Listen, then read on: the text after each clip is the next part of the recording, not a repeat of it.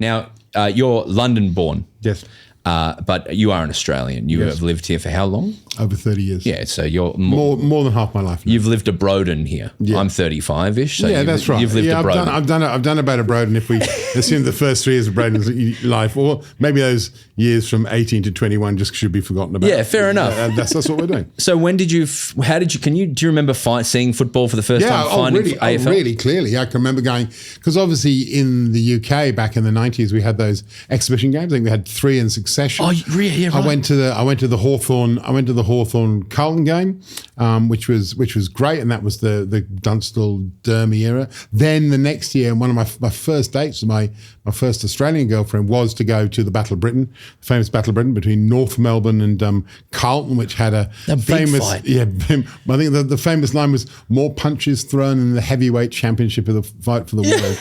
So yeah, it was. Did you heard about these things happening, or no? I knew it was a bit rough, because my girlfriend at the time used to work on a Saturday morning. She was making a kids show, so she would leave, turn the telly on. This is in the old days where we weren't particularly well off. So we had a TV without a remote control. So you're lying in bed Saturday morning, TV goes on the other side of the room. You're not getting up to turn channels. Sure. She'd leave it on Channel 4, and there would be Stephen Quartermain with the highlights really at 9 a.m. So I sort of after having that initial experience of watching those 2 live games, I started watching those highlight games every Saturday morning, and through that, without knowing any of the background, as you do, you graduate. I don't think necessarily towards teams. You graduate towards players, and in my case, that was 2 players. That was number 35 and a number 42. So Peter Dacos, the famous, because what Peter Dacos would do I played rugby with a rugby style ball,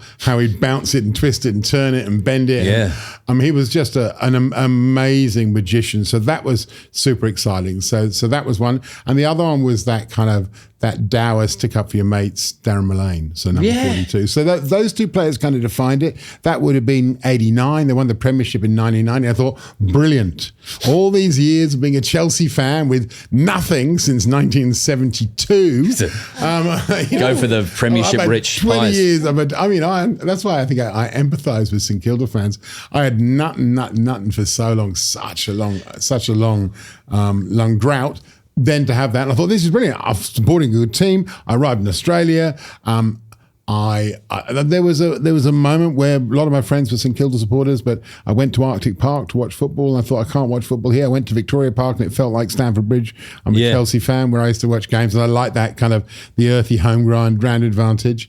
And so I definitely became a Collingwood supporter without really understanding the full implications of what that means. I did that a few years ago with Tottenham, where I just kind of picked them because I watched a documentary, and then just the feeling you get when you mention it to someone's either going, "What have you done?"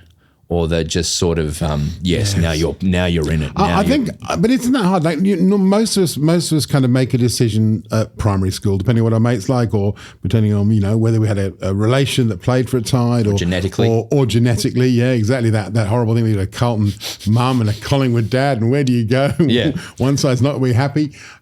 So I think that luxury of being able to pick a team, hopefully that you'll see success and joy with. You don't want to get it wrong. And of course, in my case, I think Collingwood made the finals in 94 and then nothing for years and years and years. So it's back to the same. Of course, that corresponded with Chelsea suddenly having this amazing run of form, and me having to fly back regularly to go and watch them at Wembley or in Stockholm. That's still fun though, Yeah, it's still fun, but it's like, what, really? Couldn't you have done it when I lived 5 minutes walk from the ground rather than it's a 24-hour flight? Do you remember going to the MCG for the first time? I do. I think my first game was at Waverley.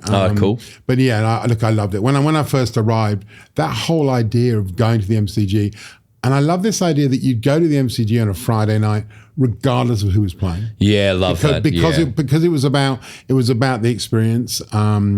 And that whole thing of going, I watched a lot of North Melbourne, I watched a lot of Essendon, and I watched a lot of Bulldogs during that period. Oh, that's cool. And that whole thing of, the probably your first quarter is your first quarter maybe with a bit of height, so you can see the game develop. Probably middle 2 quarters are in a bar, and the last quarter is down. In the old days, down leaning over the white picket fence. It's a funny smelling the liniment, hearing the accent, probably throwing a few records or whatever, or phrases, or records or phrases. The one thing I have noticed is a cultural thing with footy, and probably is with most sports, is everyone's in their seat for the first quarter, and then you are guaranteed when the second quarter starts that half the seats will empty, and then half of that will come back for maybe the fourth quarter, but most will be at the bar. Broden, do you think that is a reflection of people going to see games where they're not invested? Like I think if you go to a Collingwood Essendon game like that one, the Anzac Day, no one's going anywhere. But I think that thing that you kind of it's great, it's fun, and I've seen that player and that was really good. And but then you get into that, that you need to. Those middle 2 quarters are all about judging when the rum front comes in. At what point do you shift from beers into the rum and cokes? And that's normally kind of 5 minutes into the third quarter. Perfect time. There's tiers of football fans. There are those who are there to watch the narrative unfold and the drama and how is that player going. And there are some people who like the social element of it, and our audience is a bit of both, I think, where there's people who I like being around it, less so the I'm happy to see the ending come in. I'm happy to see the plane land, but I'm more here to talk to friends and drink. And that's completely accessible. Don't sit near me if that's who you are, but But I think that's having all those tickets floating around through members or medallion clubs or whatever, it means you do get a bit of that.